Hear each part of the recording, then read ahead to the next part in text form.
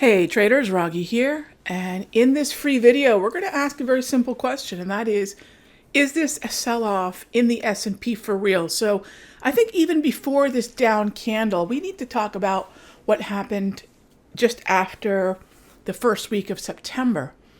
And that is this. We basically double topped right here in this area.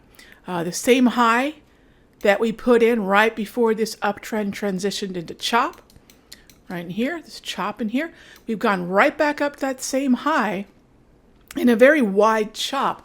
Now, one of the challenges with wide chop, where the upper and the lower range are so spread apart, is to get from one end to the other as we traverse from support to resistance. There is enough room for the markets to start to behave and even register very new uptrends like we had right here. And that's a very dangerous thing. Now remember, these aren't just any highs. Right? You might say, oh, that's just a high in the market. Not really. These are all-time highs that we would go reach for. So how many times have we been rejected from all-time highs in different sectors and broader indices and in specific stocks? I think the fact that these are all-time highs does make a difference, because the conviction to say, well, I'm going to go buy somewhere that we've never bought at before, that we have really no idea of what's waiting up there, there's going to be a little bit of hesitation, especially since we don't have the kind of data, the sort of geopolitical solid footing. We don't have even political solid footing. We're going into an election cycle. We're still in the middle of the US, China, and then all of a sudden, in an environment that has seemed to absolutely ignore data, comes an ISM that isn't just a miss. It's an epic miss. It's a multi-year miss. It's a decade miss. And it really got traders' attention. Now, has data been good? It really hasn't. It truly has not been good. So much of this move is, well, maybe the FOMC is going to step up. Maybe we're going to get a US-China ceasefire, whatever it is, but it has not been based on data. And the ISM comes around today at 10 a.m. and reminds everybody that not just in the US, but globally, the data is awful. So it takes the attention from the hopium headline-driven move higher to, wow, do we really want to have to drive this market higher? Do I really want to buy higher highs? And are we really looking at a fresh uptrend?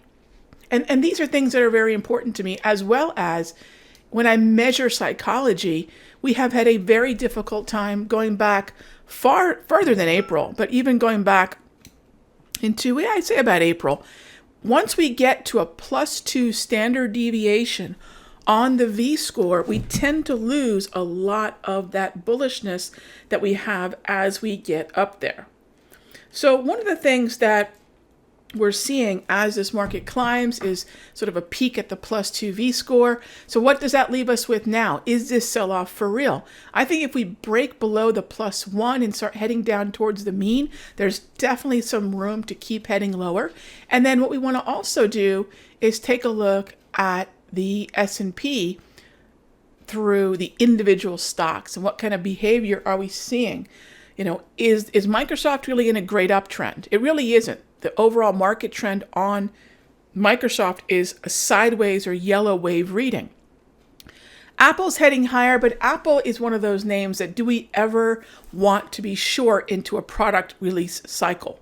We'll see how these iPhone 11 Pro and Pro Maxes and so forth are selling, but we don't want to really short Apple into these product releases. It tends to bite traders who want to undermine how many iPhones might be sold and really start to underestimate how many iPhones might be sold. Amazon has been the canary in a coal mine here, sort of alluding to a weakness in a top 3 name that really isn't shared by a lot of other heavily weighted names. Facebook has been weak. Then we have Johnson & Johnson. That one's been weak. JP Morgan has double topped, as have the other names, many other names in the XLF. So if you take a look at JP Morgan, it might look rather bullish, but is it going to go anywhere that the XLF is not going? In other words, can JP Morgan fight this double top in the XLF? Probably not. However, if you're looking for a relative outperformer within financials, that's one place to look. But look at the way financials sold off, again, from a failed double top, just like the broader average that it's a heavily weighted sector of. So take a look. Is this a move? Is this move for real?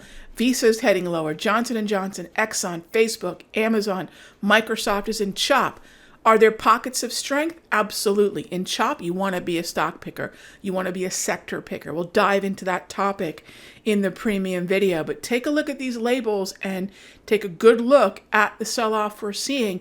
Yeah, I think this might be a little bit for real. But remember, I'm not talking about a fall like last October. What I'm talking about is a move from approximately a +1 V-score. Let me show you that S&P chart one more time. What I'm looking at is a possible move lower from the +1 V-score. Let's jump back on over there. Right here, down to possibly a test of the mean. And at that point, I will look for support on the S&P and some of those heavily weighted stocks and sectors. And I'll see you in the next update.